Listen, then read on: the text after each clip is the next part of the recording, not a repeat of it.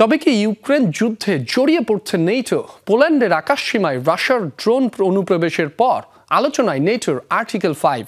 এই ধারা অনুযায়ী সদস্য কোনো এক দেশে হামলা হলে সেটিকে জোটের সব দেশের উপর হামলা হিসেবে বিবেচনা করবে নেটো।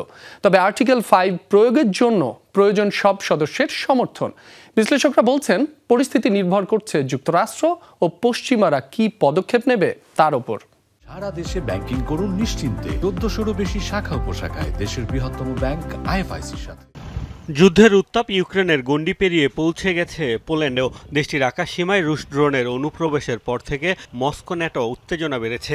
এসব সমরযান ভূপাতিতে পোলিশ বিমান বাহিনীর পাশাপাশি অংশ নিয়েছে পশ্চিমা সামরিক জোটটিও। ৩.৫ বছরের ইউক্রেন রাশিয়া যুদ্ধে মস্কো ও ন্যাটোর মধ্যে সরাসরি সামরিক উত্তেজনা এটি প্রথম।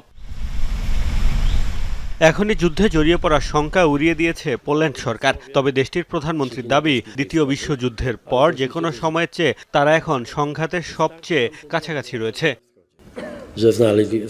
আমরা একেবারে যুদ্ধের দ্বার প্রান্তে আছি, এখনই এমনটা বলার কারণ নেই। তবে এ বিষয়ে কোনো সন্দেহ নেই যে উস্কানি সীমানা অতিক্রম করে পোল্যান্ড পর্যন্ত পৌঁছে গেছে। দ্বিতীয় বিশ্বযুদ্ধের পর আমরা এখন সংঘাতের সবচেয়ে কাছাকাছি রয়েছি। এমন পরিস্থিতিতে প্রশ্ন উঠছে, তবে কি অদূর ভবিষ্যতে রাশিয়া ইউক্রেন যুদ্ধে জড়িয়ে পড়বে ন্যাটো? আর্টিকেল 5 অনুযায়ী এক দেশের ওপর হামলাকে জোটের সব দেশের ওপর হামলা হিসেবে বিবেচনার কথা বলা হয়েছে। যদিও এখনই আর্টিকেল 5 কার্যকর করতে চায় না পোল্যান্ড। ন্যাটোর অবস্থান ও করণীয় নির্ধারণের জন্য রাজনৈতিক আলোচনা চালিয়ে নিতে 5-এর পরিবর্তে আর্টিকেল 4 কার্যকরের আবেদন জানিয়েছে দেশটি।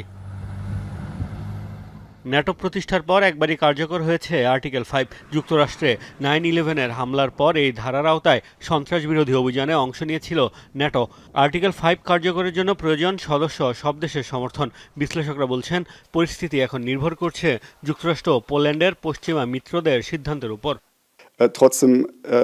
সম্প্রতি ইউক্রেনে রাশিয়া ব্যাপক ড্রোন হামলা এবং পোল্যান্ডের আকাশসীমা লঙ্ঘনের ঘটনা দুটি স্পষ্ট উস্কানি। এখানে দেখার বিষয় ন্যাটো, পোল্যান্ডের পশ্চিমা মিত্ররা, বিশেষ করে যুক্তরাষ্ট্র, কিভাবে এই পরিস্থিতি মোকাবেলা করে। বলা হচ্ছে ন্যাটোকে পরীক্ষা করার জন্যই মূলত অনুপ্রবেশ করেছে রুশ ড্রোন। মূলত বাল্টিক অঞ্চলের সদস্যদের রক্ষায় কতটা প্রস্তুত জোট সেটি পর্যবেক্ষণের লক্ষ্য ছিল তাদের।